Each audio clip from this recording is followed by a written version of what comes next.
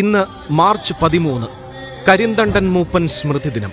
18-ാം നൂറ്റാണ്ടിൽ വയനാടൻ കാടിന്റെ ഉൾപ്രദേശമായ താമരശ്ശേരിക്കടുത്ത് അടിവാരത്ത് ചിപ്പിലിത്തോടുള്ള വട്ടച്ചിറ ഊരിലാണ് കരിന്തണ്ടൻ എന്ന വനവാസി മൂപ്പൻ ജനിച്ചതും ജീവിച്ചതും. വയനാട്ടിലെ ഏറ്റവും പ്രബലമായ വനവാസി വിഭാഗമായ പണിയ സമുദായത്തിലായിരുന്നു ജനനം. പണിയ സമുദായത്തിന്റെ ഊരുമൂപ്പനായിരുന്നു അദ്ദേഹം. കരിന്തണ്ടൻ മൂപ്പൻ പട്ടും വളയും ധരിച്ച് ആചാര സവിശേഷമായ അവകാശത്തോടും അധികാരത്തോടും കൂടിയാണ് ജീവിച്ചത്. കന്നുകാലികളെ മലയടിവാരത്തിൽ നിന്ന് ഉന്നതങ്ങളിലേക്ക് മേയിച്ചു നടന്ന ആജാനുബാഹുവായ മനുഷ്യൻ.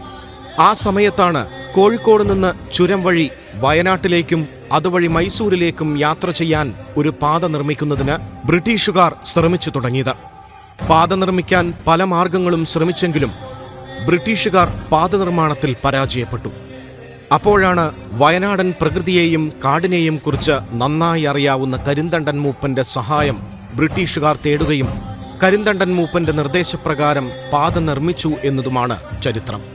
ഒരു പ്രബല സാമ്രാജ്യത്തിന് കേവലം ഒരു വനവാസിയുടെ സഹായം തേടേണ്ടി വന്നുവെന്ന നാണക്കേട് ഒഴിവാക്കാനും ഇനി മറ്റാർക്കെങ്കിലും ഈ വഴി കാട്ടിക്കൊടുത്താലോ എന്ന ഭയം കൊണ്ടും കരിന്തണ്ടൻ മൂപ്പനെ ബ്രിട്ടീഷുകാർ ചതിച്ചു കൊന്നു.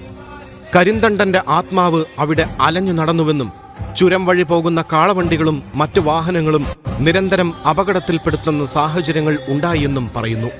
ഒടുവിൽ കരിന്തണ്ടൻ മൂപ്പന്റെ ആത്മാവാണ് ഈ അനിഷ്ട സംഭവങ്ങൾക്ക് കാരണമെന്നും പ്രശ്നവിധിയായി കരിന്തണ്ടൻ മൂപ്പന്റെ ആത്മാവിനെ ഇരുമ്പ് ചങ്ങലയിൽ ബന്ധിച്ചുവെന്നും ഐതിഹ്യം.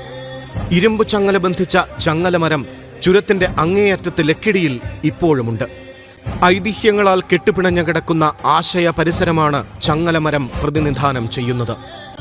ഐതിഹ്യങ്ങൾ സമൂഹ മനസ്സിന്റെ പ്രതിഫലനമാണ്.